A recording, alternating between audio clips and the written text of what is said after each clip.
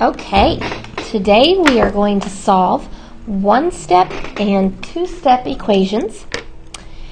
So just to talk about operations and their inverses, the inverse operation to addition is subtraction. So if I want to get rid of addition of something, I will subtract it. The inverse operation of subtraction is addition. The inverse operation to multiplication is division. And the inverse operation to division is multiplication. And you will see that as we go through these problems.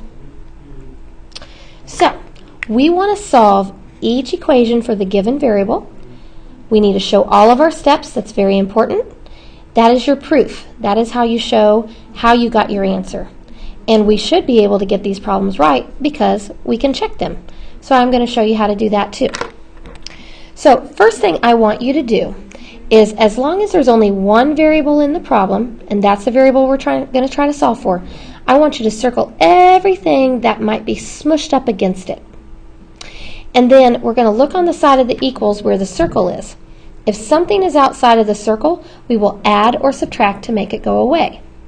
Well, since this is subtraction, I'm going to get rid of it by doing the inverse operation, which is addition. So to remove a minus 8, I'm going to add 8. And I have to add 8 to both sides of the equation, because what you do to one side, you need to do to the other side. On this side, negative 8 plus 8 is 0, so shoop, that's gone. My x comes down because that's what's in my circle. My equals comes down, and then I just need to figure out what is negative 12 plus 8. So I subtract, take the sign of the larger, and I get a negative 4. Now I can check to see if this is right by plugging this negative 4 back into the original problem. So where that x is, I'm going to plug in a negative 4, recopy the minus 8,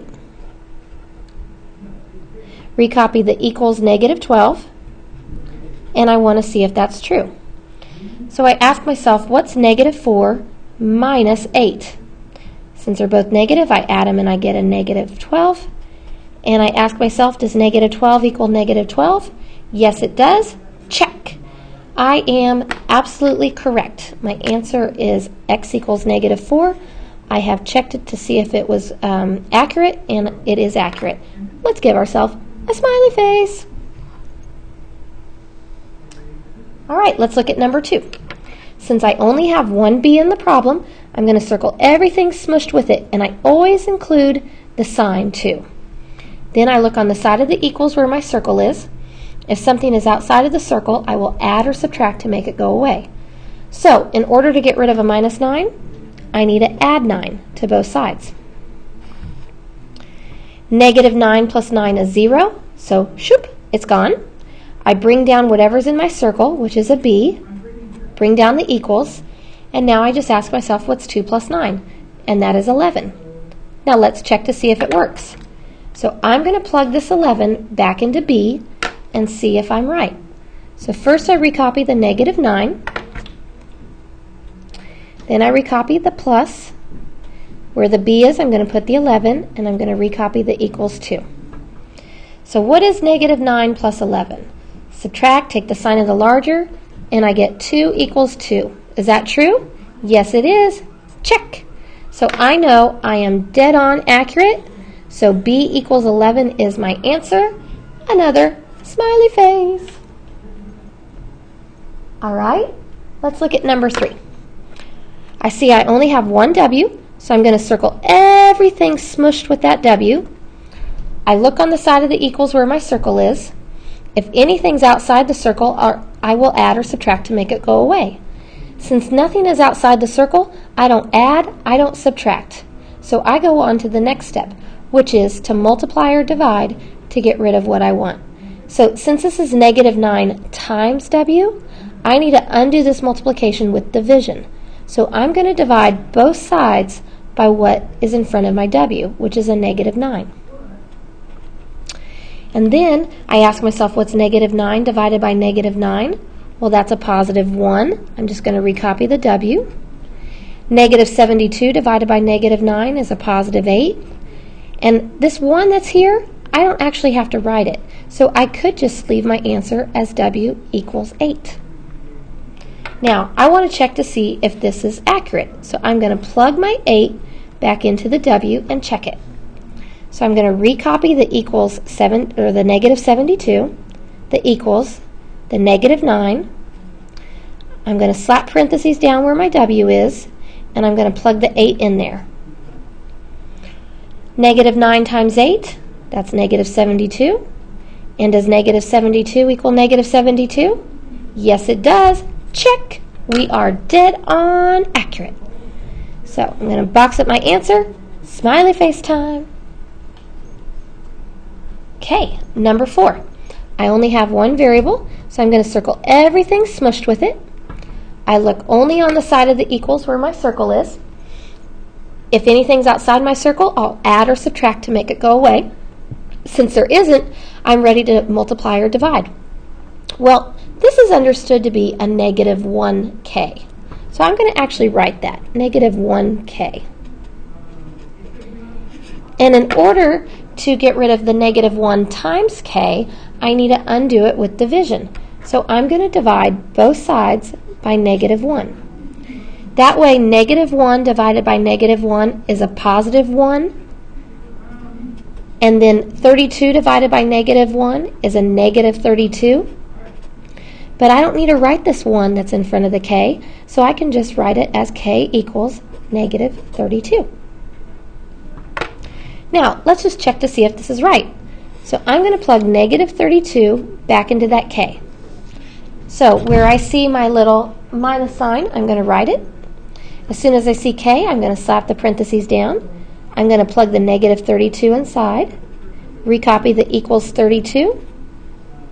And what do we know about this minus a negative? It just becomes a positive.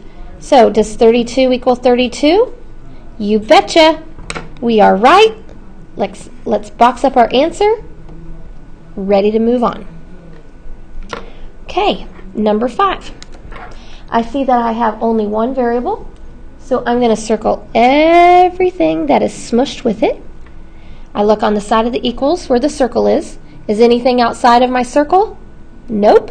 So I'm not going to add or subtract. So I'm either going to get rid of this by multiplying or dividing. So this says p divided by 5. So if I want to get rid of division, I use multiplication. So I'm going to multiply both sides by 5. So I'm going to take the left side times 5 over 1, and I'm going to take the right side times 5. When you multiply fractions, you can multiply straight across, or you could reduce the diagonal first. So I'm going to ask myself, what can I divide 5 and 5 both by? I can divide both of these by 5. 5 divided by 5 is a 1. 5 divided by 5 is a 1. So all I'm left with is 1 times p, which is p, over 1 times 1, which is 1. And I don't need to write that. On this side, negative 20 times 5 is negative 100, and I'm done. And then you can just think of this another way as long as these numbers are the same along the diagonal, you can just cross them off.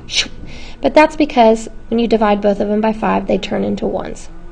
So let's just check our answer. I'm going to plug this negative 100 back into that p. So I'm going to put negative 100 where the p is, recopy the divide and the 5, and the equals negative 20.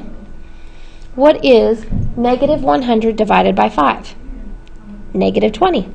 Does negative 20 equal negative 20? Yes, it does. Check. We are right. Box it up. Smiley face. Time to move to the back page. Okay. Number 6. We have a little bit more involved here. I see that there's only one n, so I'm going to circle everything smushed with it. I'm going to look on the side of the equals where my circle is. If something is outside the circle, I will add or subtract to make it go away. So since this is a plus 18, I am going to subtract 18 from both sides. And then I just make sure if it really goes away. Is positive 18 minus 18 0? Yep. Shoop. He's gone. I'm going to bring my 9n down. I'm going to bring my equals down. And then what's 9 minus 18? subtract, take the sign of the larger, I get negative 9. And now I need to undo this multiplication, so I'm going to divide, and I'm going to divide both sides by 9. 9 divided by 9 is 1, so I'm left with 1n, but I don't have to write that 1. And negative 9 divided by 9 is a negative 1. For time purposes of this video, I'm not going to go ahead and check my work, but I strongly suggest that you take that negative 1, plug it back in, and work it out. But I just want to keep rolling with the video and show you how we can do the rest of these. Number 7. I'm going to circle everything smushed with my X, including the negative sign. I look only on the side of the equals where my circle is. If something's outside the circle, I'll either add or subtract to make it go away. Since it's a positive 3, I'm going to subtract it. And I have to subtract it from both sides of the equation. Is 3 minus 3 0? Yes, it is. Shoop, you're gone. Bring down whatever's in the circle, which is the negative x. The equal sign drops. And then what's negative 10 minus 3? Since they're both negative, add and get a negative. Now, a minute ago, I talked about how we had something in front of this x, you just don't see it. It's understood to be a negative 1. So now I'm going to undo this multiplication by dividing. And what am I going to divide by? I'm going to divide by negative 1. Because what's negative 1 divided by negative 1? A positive 1x. I just don't have to write that 1. And then over here, what's negative 13 divided by negative 1? That's right, positive 13. Let's box it up, but I strongly recommend that you check your work when you're doing these. Okay, number 8. I'm going to circle everything that's smushed with my m or divided by it. I look only on the side of the equals where my circle is. If something's outside of my circle, I add or subtract to make it go away. So to remove this minus 1, I am going to add 1 to both sides. I just want to double check. Is negative 1 plus 1 0? Yes, it is. Shoop, you're gone. Bring down whatever's in the circle, which is m divided by 9. And then on the right side of the equals, what's negative 2 plus 1? Negative 1. Subtract, take the sign of the larger. Now my goal is to get this little m by itself. So how do I get rid of division? Oh yes, we multiply. So I'm going to multiply both sides by 9. I know if I divide both of these by 9, they would become 1s. So I'm just going to cross them out. Shoop! All I'm left with is m over 1, which is the same thing as m. And then negative 1 times 9 is negative 9. And I have my answer. We are cruising now. Smiley face. Number 9. I'm going to circle everything smushed with my B. I look only on the side of the equals where my circle is. If something is outside the circle, I will add or subtract to make it go away. So how do I get rid of this positive 8? That's right, we're going to subtract him. So 8 minus 8 is 0. Shoop, you're gone. Bring down what's in the circle, which is b divided by negative 4. Bring down the equals. And then what is 5 minus 8? That's right, subtract, take the sign of the larger number. Now how do I get rid of this division of negative 4? That's right, we do the inverse and we multiply. So I'm going to multiply by negative 4, and I have to do it to both sides of the equation. If I divide both of these by negative 4, they become 1s, so I can just cross them out. All I'm left with is b over 1, which is the same thing as b. And then negative 3 times negative 4 is a positive 12. And we're done with number 9. Okay, one more example.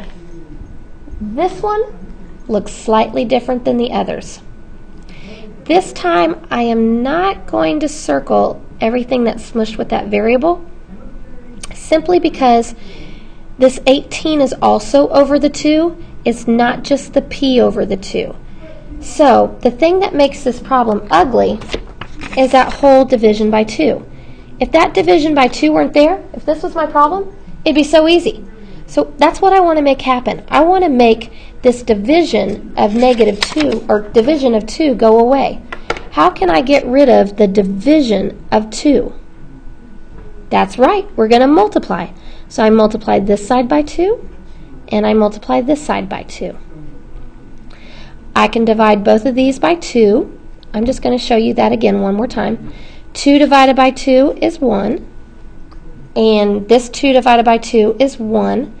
That's why I've just been crossing them out on the last few problems.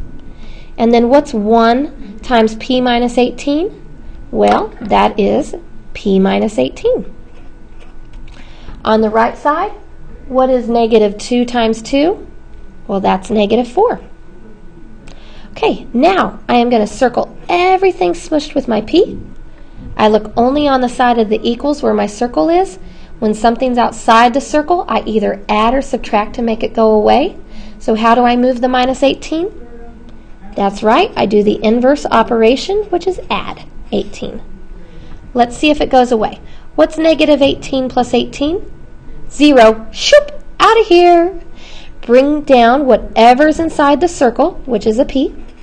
Bring down the equals. Now, what is negative 4 plus 18? Subtract, take the sign of the larger, and we get a positive 14. Now, as long as this is a positive 1p, we're done. If this would have been a negative p, we wouldn't be done. But because it's a positive p, we are done. Okay, couple things. What is my goal when I solve equations? We want to get the variable by itself on one side of the equation. Get variable by itself on one side of the equal sign. We want to get the variable by itself on one side of the equation, or one side of the equal sign. Second question. Is there a way I can make sure I get the correct answer? Yeah, check it. Which is what I did on 1 through 5. I didn't on 6 through 10. Shame on me, but I just wanted to get through this video a little bit quicker. And then the third question says, what is the process I need to think of when solving equations? You need to think about what you can do to get x by itself. And most of the time, you have to use your inverse operations. To get rid of addition, use subtraction. To get rid of subtraction, use addition. To get rid of division, you use multiplication. To get rid of multiplication, you use division. So that's what we typically use. So I am just going to write use inverse operations. And that is solving 1 and 2-step equations. Give yourself a pat on the back and a smiley face. Thank you.